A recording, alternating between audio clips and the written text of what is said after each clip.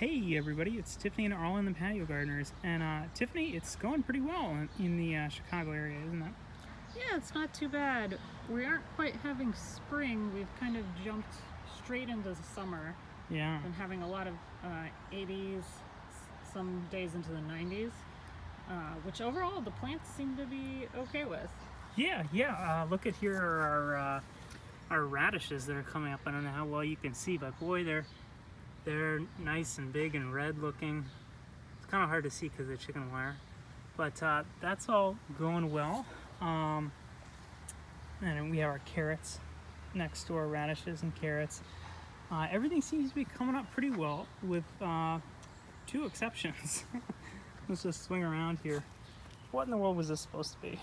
The asparagus. And they just haven't come up at all. You know, we bought these asparagus plants, crowns, and they haven't come up at all. It's kind of a disappointment. And then the other item that hasn't come up at all is same thing, rhubarb plant that we had bought. It's, you know, you plant the root, and we had gone to all this trouble to mix the right percentage of soils and whatnot and additives in this container. Hasn't come up. So what I did was, when I thinned out the radishes recently, because you know you seed the radishes, you overseed them. I just took some of the radishes that we pulled out and put it in here just to see if they would kind of transplant, and maybe a few of them will survive and we'll get some bonus radishes. I don't know, we'll see. They look kind of raggedy.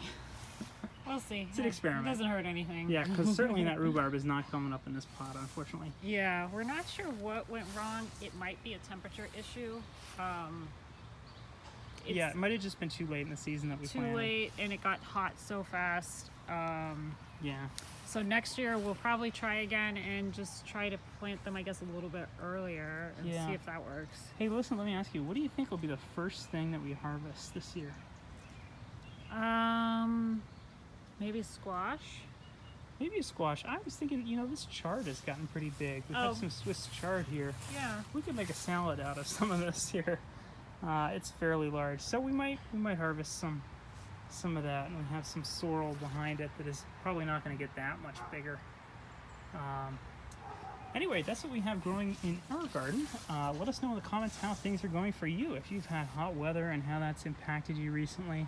We had some storms recently that really beat down some of our plants, but they seem to have recovered for the most part. Anyway, thanks for watching, and we'll see you next week.